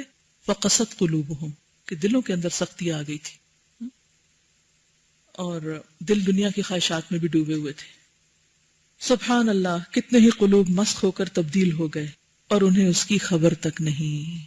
لوگوں کو پتہ ہی نہیں کہ ان کے سینے میں انسان کا دل ہے یا کسی جانور کا دل ہے. کتنے ہی مسخ ہو گئے، کتنے ہی دھنس گئے، کتنے ہی عوام کی تعریف اور توصیف کے فتنے میں مبتلا ہو کر رہ گئے. ان کا ہر وقت ہم و غم یہی ہے کہ کون میری پریز کر رہا ہے اور کون نہیں کر رہا، اور کسی نے مجھے کوئی بات کہی تو کہی کیوں. وہ اسی مصیبت میں پڑے رہتے ہیں. یعنی ان کا ہم و غم صرف تعریف سیکرز کہہ سکتے ہیں آپ ان کو. اور اللہ کی پردہ داری نے انہیں دھوکہ دیا. یعنی جب اللہ نے ان کا حال نہیں کھولا کسی پر تو وہ دھوکے میں پڑ گئے. اور کتنے ہی انعام الہیہ اور استدراج کے امتحان میں پڑے ہوئے ہیں. انعام الہیہ یعنی اللہ ان پہ جو نعمتیں کر رہا ہے، اور استدراج یعنی ڈھیل دے رہا ہے. اس کے دھوکے میں وہ سمجھتے ہیں ہم پر تو بڑی نعمتیں اللہ کی، وہ غلط کرتے ہیں اور ان کے لیے دنیا کے راستے آسان ہوتے ہیں، اور اس سے وہ اور دھوکے میں پڑ جاتے ہیں کہ ہم غلط نہیں کر رہے. در حقیقت یہ تمام امور اللہ کی جانب سے عقوبات، سزائیں، اہانتیں، ذلتیں ہیں، اور بس. لیکن افسوس جاہل لوگ ان چیزوں کو کرامت اور عزت سمجھ رہے ہیں. اللہ بھی ان کے ساتھ مکر و خدا کرتا ہے. یخادعون اللہ وہو خادعہم. ان استہزاء کرنے والوں کے ساتھ وہ بھی استہزاء کرتا ہے. اللہ یستہزئ بہم. اور حق سے ٹیڑھا چلنے والوں کو اللہ تعالیٰ ٹیڑھا کر دیتا ہے. فلما زاغوا ازاغ اللہ قلوبہم.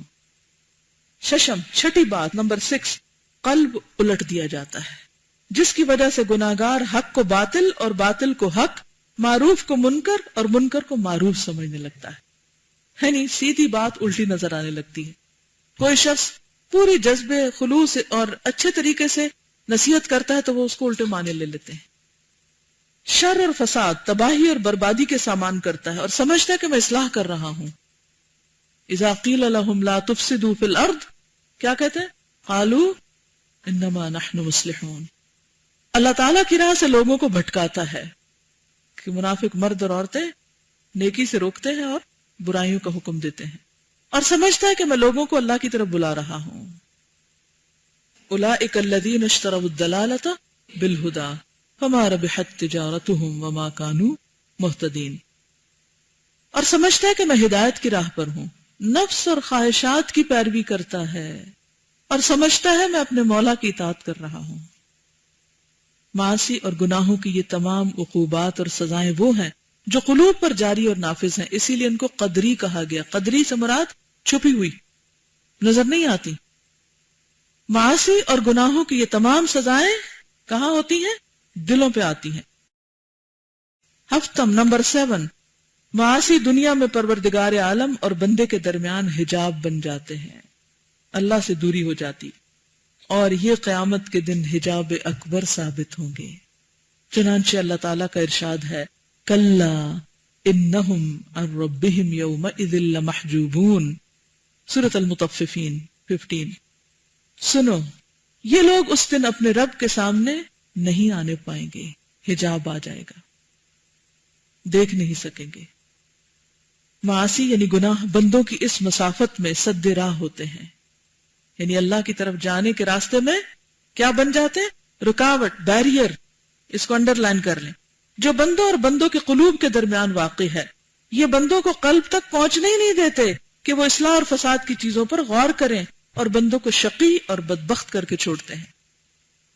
معاصی گناہ اس راہ کو بھی کاٹ دیتے ہیں جو بندوں کے قلوب اور پروردگار عالم کے درمیان واقع ہے. کہاں؟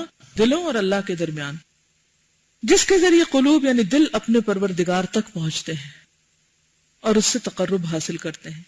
پروردگار کے اس تقرب سے بندوں کو ٹھنڈک حاصل ہوتی ہے اور اس سے دلوں کو فرحت و انبساط ہوتا ہے، وسعت، فراخی، اور مسرت و نشاط حاصل ہوتی ہے، یعنی ایکٹیو ہونا اور خوش ہونا.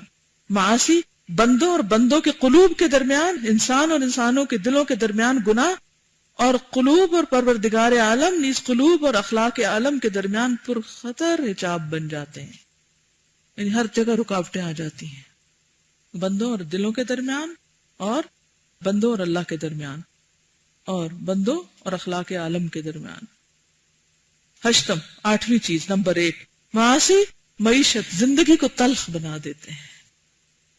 یہ بڑی اہم بات ہے. گناہوں کا نقصان کیا ہوتا ہے؟ زندگی مشکل ہو جاتی ہے، زندگی تلخ ہو جاتی، زندگی میں سکون نہیں رہتا، سرور نہیں رہتا، خوشی نہیں رہتی، ہر طرف کانٹے ہی بکھرے محسوس ہوتے ہیں. کون کون سی زندگی؟ دنیا کی معیشت یعنی زندگی، برزخ کی زندگی، آخرت کی معیشت یعنی زندگی. تینوں جگہ کی معیشت معاصی اور گناہوں کی وجہ سے تنگ اور تلخ ہو جاتی ہے. یہ بہت بڑا نقصان ہے. یہ آخرت میں دردناک عذاب کا موجب بن جاتے ہیں. اللہ تعالیٰ کا ارشاد ہے، وَمَنْ أَعْرَضَ عَنْ ذِكْرِي فَإِنَّ لَهُ مَعِيشَةً ضَنْكًا وَنَحْشُرُهُ يَوْمَ الْقِيَامَةِ أَعْمَى. سورۃ طٰہٰ. اور جس نے ہماری یاد سے روگردانی کی، اللہ کی یاد کو بلا دیا، تو اس کی زندگی ضیق میں یعنی تنگی میں گزرے گی، اور قیامت کے دن بھی ہم اسے اندھا اٹھائیں گے. بعض علماء نے معیشت ضنک کی تفسیر عذاب قبر سے کی ہے، اور اس تفسیر میں کوئی شک نہیں، یعنی ٹھیک کی ہے وہ.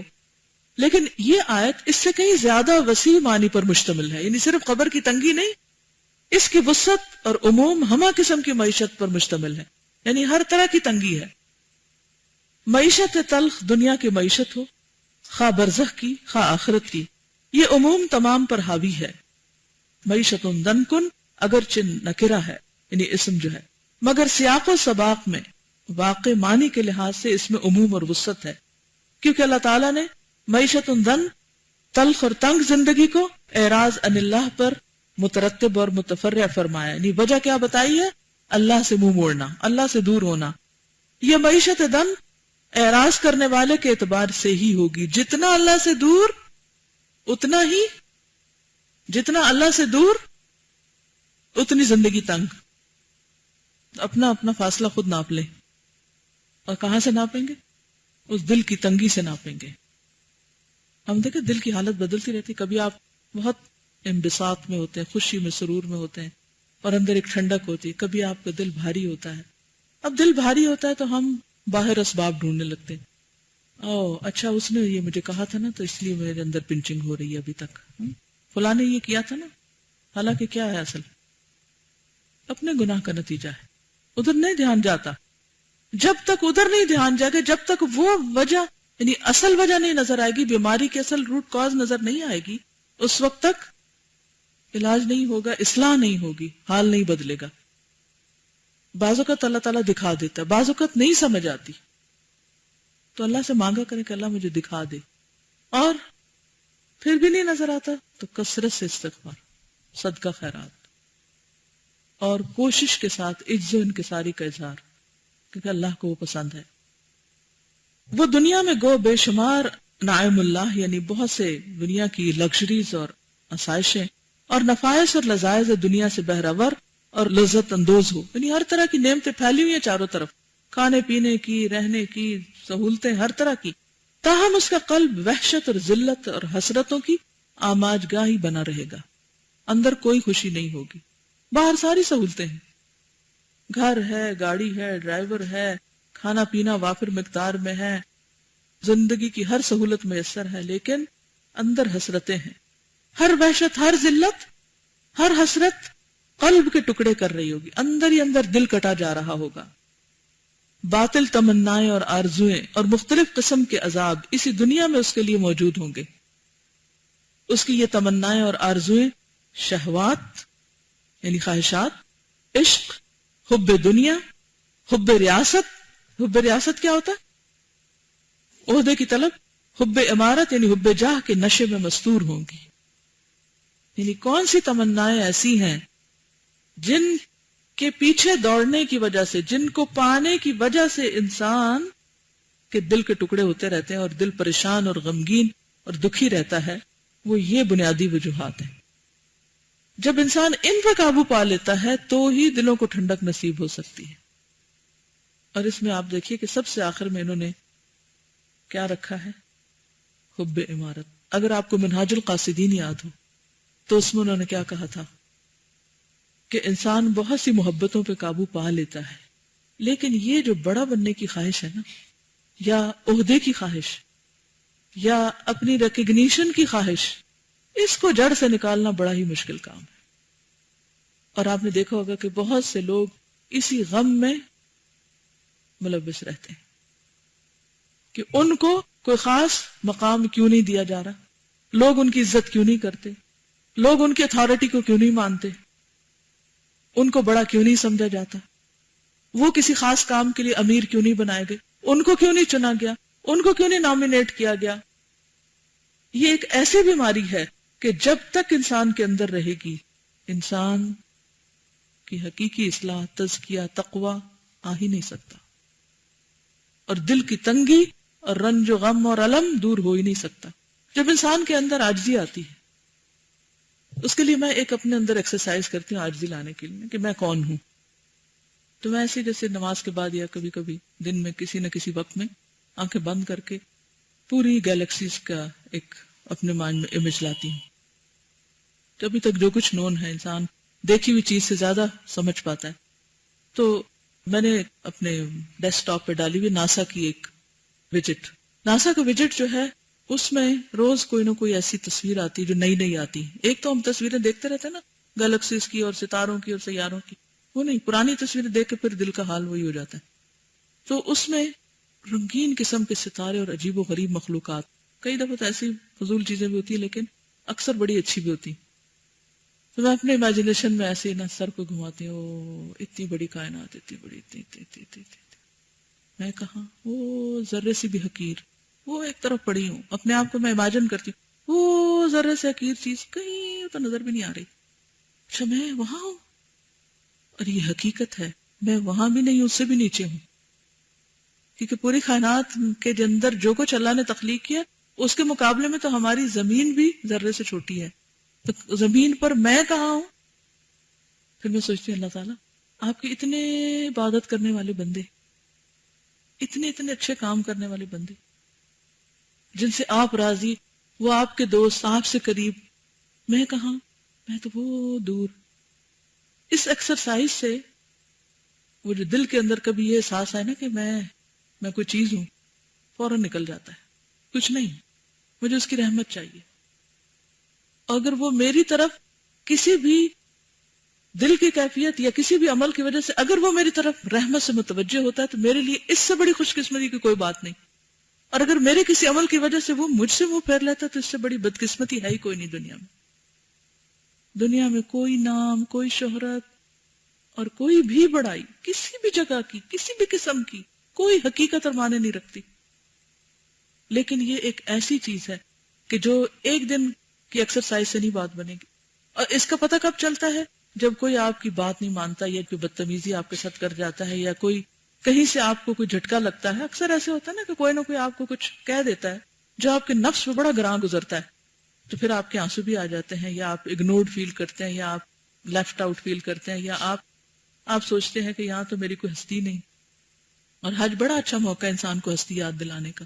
جو انسانوں کے سمندر میں وہ دیکھے نا کہ کہاں کھڑا ہے، بڑی اچھی سمجھ آتی ہے. لیکن اس کراؤڈ کے مقابلے میں بھی ساری مخلوق کو سامنے رکھ کے دیکھیں تو پھر اور بھی اچھی طرح سمجھ آتی ہے. تو اس وقت آپ اپنے فوراً یہ ایکسرسائز کریں کہ میں کیا ہوں، میں تو کچھ بھی نہیں ہوں، میں تو کچھ بھی نہیں. آپ دیکھیں گے آپ کا دل ٹھنڈا ہو جائے گا. جب میں کچھ ہے ہی نہیں، میری کوئی حیثیت ہی نہیں، تو پھر اس سے کیا فرق پڑتا ہے کہ لوگ مجھے کیا سمجھتے ہیں، یا تو نا میں بڑی کوئی چیز ہوں. تو وہ احساس ختم ہو جاتا ہے. آج میں صبح حدیث پڑھ رہی تھی معراج کی. آج کل میں نے ایک کتاب ہے اللؤلؤ والمرجان، 2 صحیح کتابوں کا بہت ہی خوبصورت خلاصہ ہے. تو شاید پہلے بھی میں نے آپ سے ذکر کیا تھا کہ میں اپنی خاطر، ایک ہوتا نا پڑھانے کے لیے، ایک ہوتا اپنی خاطر، تو اپنی خاطر میں روزانہ قرآن کے کچھ حصے کے علاوہ میں حدیث کا مطالعہ کرتی ہوں، اور چاہے ایک حدیث ہو یا 2 ہو. آج میں جو معراج کی حدیث پڑھ رہی تھی کہ کس طرح نبی صلی اللہ علیہ وسلم کے پاس جبریل آئے، آپ خود ہی روایت کرتے ہیں، اور سونے کے تست میں پیالے میں زمزم لائے اور اس سے آپ کے اندر کو صاف کیا، پاک کیا. میں نے کیا کیا کہ حدیث پڑھ کے اٹھی اور جا کے زمزم لیا اور یہ دعا کر کے کہ یا اللہ جس طرح آپ نے اپنے رسول کے اندر سے وہ دھویا تھا ہمارے اندر کے بھی جو میل کچیل ہیں ان کو دھو دے. اس لیے شیئر کر رہی ہوں کہ شاید آپ بھی جب زمزم لیے تو آپ کو خیال آ جائے تو ہم اور دعائیں تو مانگتے ہیں, ذرا اپنے اندر بھی جھانک کے اپنے لیے بھی مانگ لیں. اچھا پھر کیا پڑھا کہ وہ یعنی جبریل ان کو لے کر گئے اوپر آسمان پہ, دروازہ ایک کھلا. سب سے پہلے آسمان پر آدم علیہ السلام تھے, پھر آگے گئے, پھر دوسرے آسمان پر عیسیٰ اور یحییٰ علیہ السلام تھے, پھر آگے گئے تیسرے آسمان پر یوسف علیہ السلام, چوتھے پر ادریس علیہ السلام تھے, پانچویں پہ ہارون علیہ السلام تھے, چھٹے پہ موسیٰ علیہ السلام تھے, ساتویں پہ ابراہیم علیہ السلام تھے. تو میں سوچنے لگی کہ اللہ تعالیٰ نے ان کو مختلف آسمانوں پہ کیوں رکھا اور سب سے قریب کس کو رکھا ہوا؟ کیوں؟ کیونکہ انہوں نے اپنے دل کو ہر دوسری چیز سے پاک کر لیا تھا نا اللہ کے سوا. واتخذ اللہ ابراہیم خلیلا.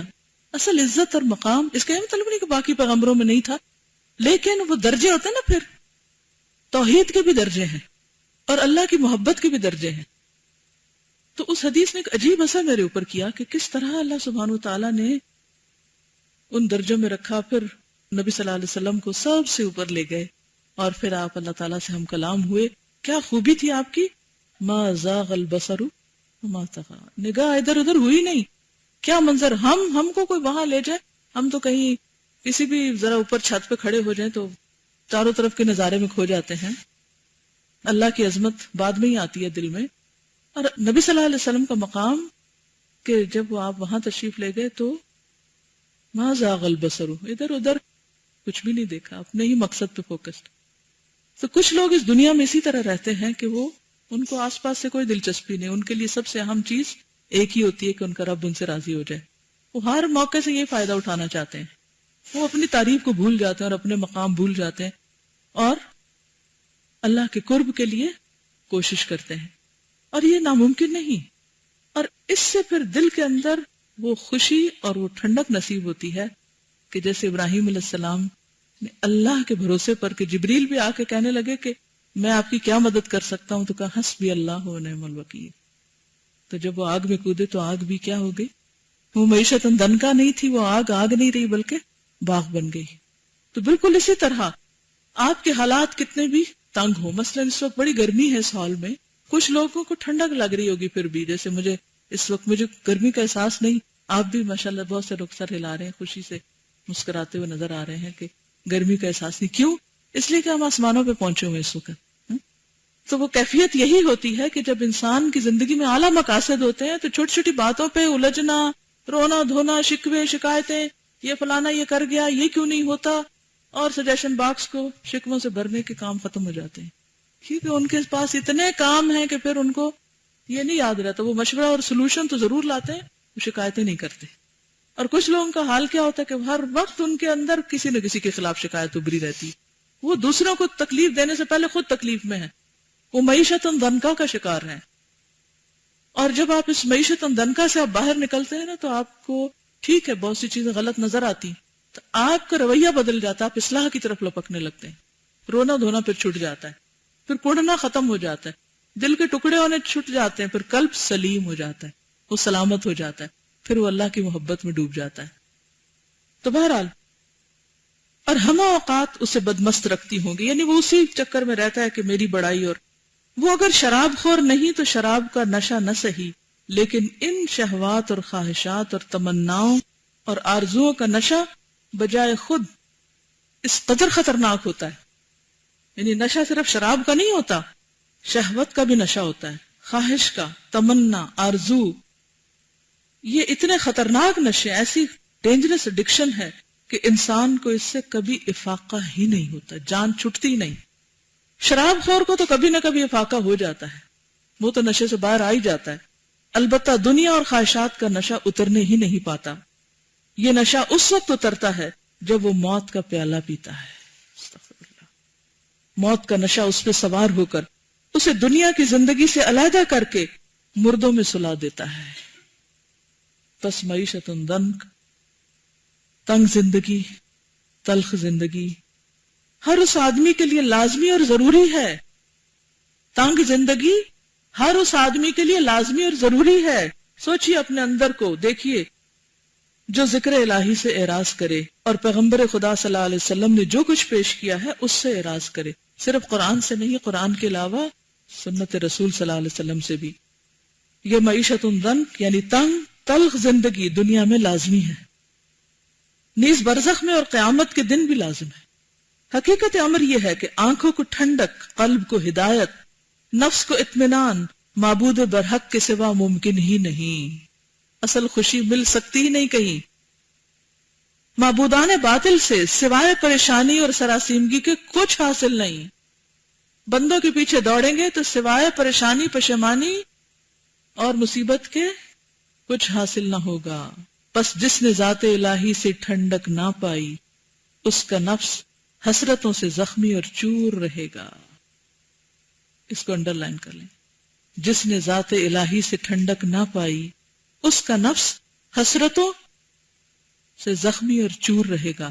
اللہ تعالی حیات طیب اور شیریں زندگی اسی کو عطا فرماتا ہے جو اس پر ایمان لاتا ہے اور اعمال صالحہ سے اپنے آپ کو مزین اور آراستہ کرتا ہے. جیسا کہ اللہ تعالیٰ کا ارشاد ہے، من عمل صالحا من ذکر او انثى وهو مؤمن فلنحيينه حیاتا طیبہ وَلَنَجْزِيَنَّهُمْ أَجْرَهُمْ بِأَحْسَنِ مَا كَانُوا يَعْمَلُونَ.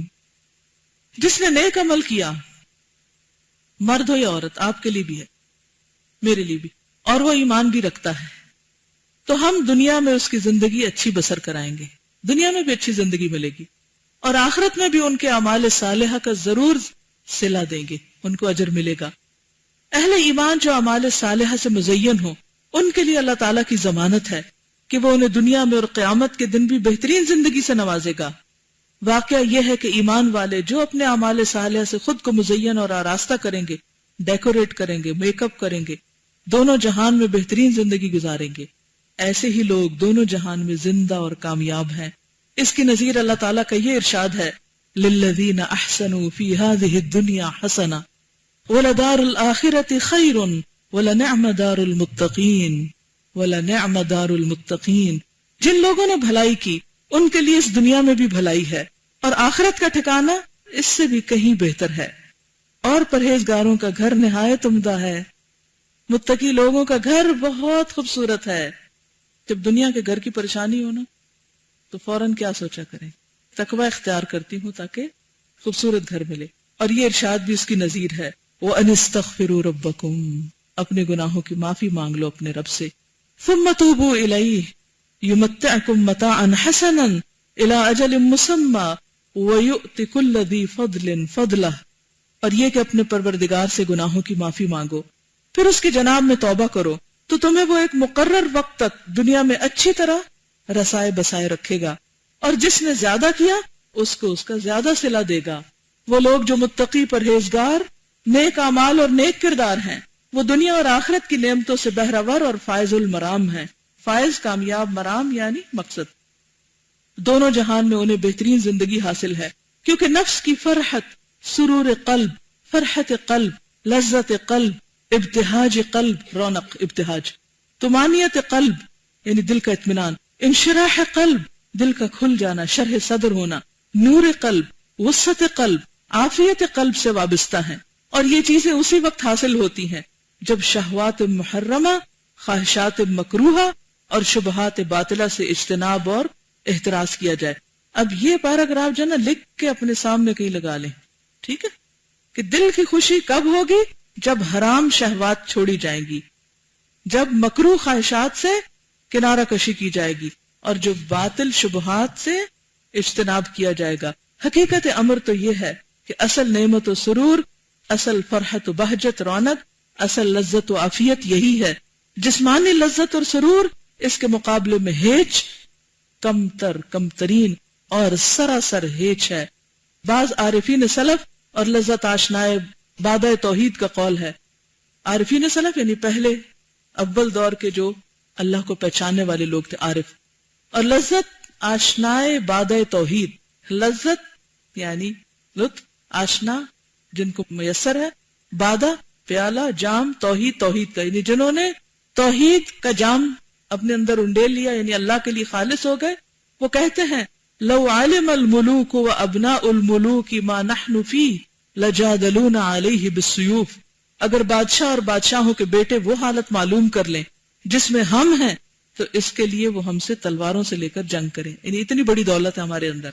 کسی عارف کا قول ہے انہ یمر بالقلب اوقات اقول فیہا ان کان اہل الجنت فیہ مثل ھذا انہم لفی عیش طیب.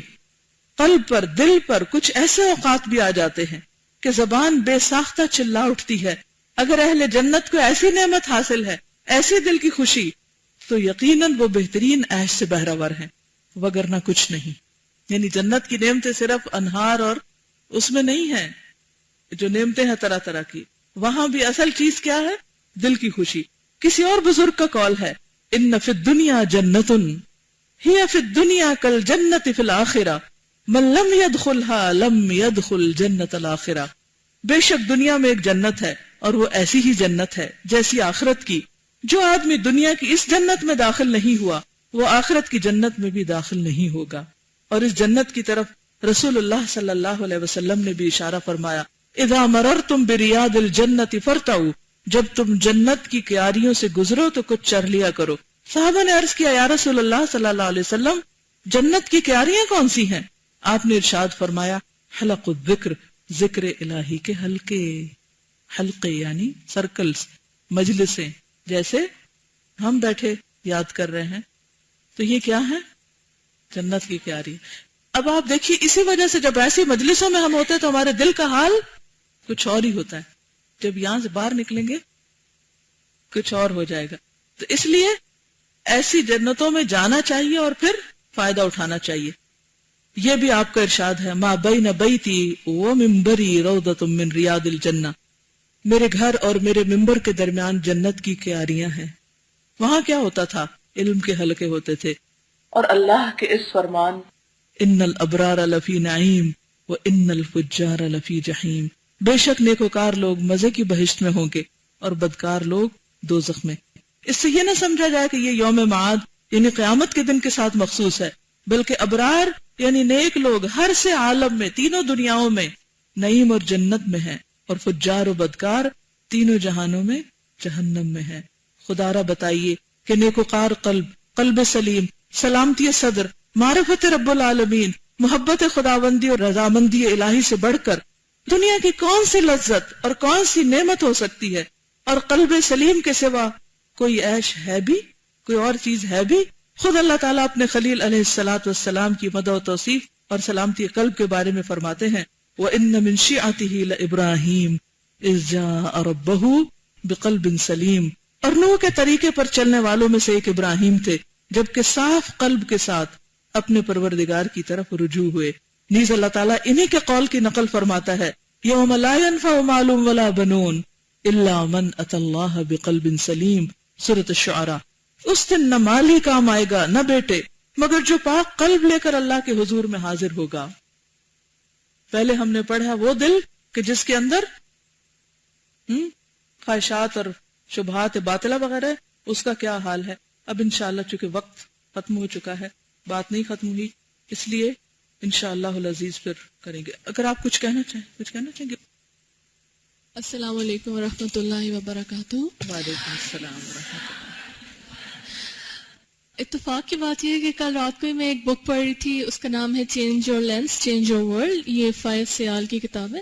تو اس میں انہوں نے ایگزیکٹلی یہی بات کی تھی اور مجھے اتنی انٹرسٹنگ لگی کہ ایک کے بعد ایک میں پیج پڑھتی گئی اور کافی عرصے کے بعد میں نے کسی بک کو اتنا زیادہ انجوائے کیا. تو آپ لوگوں پہ موقع ضرور پڑیے گا. اس میں تقریباً انہی باتوں کو ٹچ کیا گیا ہے. اور اس میں انہوں نے اتنی انٹرسٹنگ یہ بات کی ہے کہ جس طرح ہم سوچتے ہیں وہی پھر ہمارا بلیف بن جاتا ہے, اور پھر جتنا وہ بلیف ہمارا اسٹرانگ ہوتا جاتا ہے وہ اتنا اور ایکشنز میں آتا ہے, اور یہ ایک چین ریئیکشن ہوتا ہے کہ پھر وہی ایکشنز پھر ہمارے بلیف کو اسٹرانگ کر دیتے ہیں.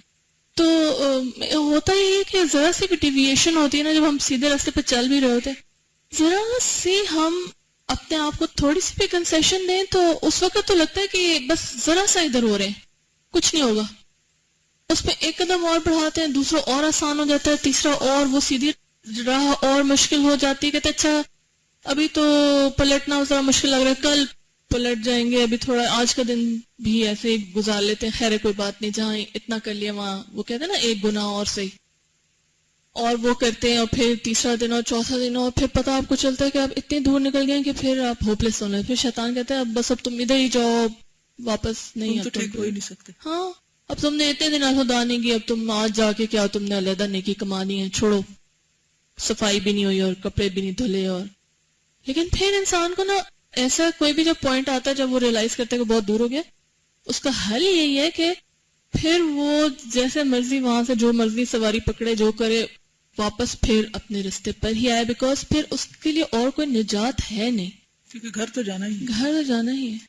یہ آج کے لیسن میں ایک بات تھی جو مجھے تو بہت ہی زیادہ یعنی جس نے ڈرایا, یہ کہ جو ہمارے قلب اس طرح مسخ ہوتے ہیں کہ صورتیں بھی مسخ ہو سکتی ہیں نا. کافی عرصہ پہلے میں نے ایک انڈو پاک کے ایک اسکالر تھے, ان کی بایوگرافی پڑھی تھی. اب مجھے صحیح ان کا نام یاد نہیں ہے اس وقت, لیکن ان کی بایوگرافی میں یہ بات لکھی تھی کہ وہ جب گھر سے باہر نکلتے تھے اور لوگوں کو دیکھتے تھے تو انہیں باقاعدہ لوگ جو تھے وہ مس شدہ شکلوں میں نظر آتے تھے. کوئی انہیں بھیڑیا نظر آتا تھا, کوئی انہیں کتا نظر آتا تھا. یہ باقاعدہ ان کی بایوگرافی میں تھا. اور دوسری بات یہ تھی کہ میں یہی سوچ رہی تھی کہ ہم اپنے اگر دلوں کا جائزہ لیں تو جو ہمارے دلوں کے اندر جو کچھ ہے, اگر اللہ تعالیٰ واقعی ہماری وہ اس کی صورت میں ہماری شکلیں کر دیں تو ہم کتنے قریب نظر آئیں ہر ایک کو. تو مجھے تو اس چیز نے بہت ہی زیادہ آج ڈرایا ہے کہ ہم اپنے آپ کو دیکھیں. بالکل. جزاک اللہ. السلام علیکم. جیسے انہوں نے کہا صورتیں مس ہو جاتی ہیں انسانوں کی, ایسے نیٹ پہ میں نے ایک ریسرچ کی تھی, ٹری مین کے ساتھ ویب سائٹ ہے, وہاں پہ انسان بالکل انسان, وہ درخت ہے, اس کے ہاتھ پاؤں بھی درخت ہیں, جڑیں ہیں, اور اس کے جو بال ہیں وہ شاخیں ہیں, ہے وہ انسان, صرف اس کا فیس انسانوں کی طرح ہے, باقی سب کچھ وہ درخت ہے. حتیٰ کہ اس کی سکین جو دکھائی گئی تھی وہ بھی اس چھلکے میں ہیں جو اس درخت کے اوپر ہوتے ہیں وہ ہے. اور لاسٹ یہ کچھ عرصہ ہوا ہے, تقریباً 7-8 ماہ ہوئے ہیں, سوات میں ایک بچہ پیدا ہوا ہے جو بالکل ٹائیگر ہے. اللہ تعالیٰ نے اس کی شیپ, اس کے اندر سکن, ہر چیز جانور کی بنائی, صرف وہ انسان ہے. ڈاکٹر سے وہ بتا رہے تھے کہ یہ ڈیزیز ہے, لیکن اس وقت مجھے پتا چلا تھا کہ یہ اللہ تعالیٰ کی نشانی. اللہ تعالیٰ کہتے ہیں کہ میں کچھ بھی دینا چاہوں تو میں دے سکتا ہوں. اوکے, جزاکم اللہ خیرن. اللہ تعالیٰ ہمیں عمل کی توفیق عطا فرمائے. سبحانک اللہم و بحمدک نشہد ان لا الہ الا انت نستغفرک و نتوب الیک. السلام علیکم و رحمۃ اللہ وبرکاتہ.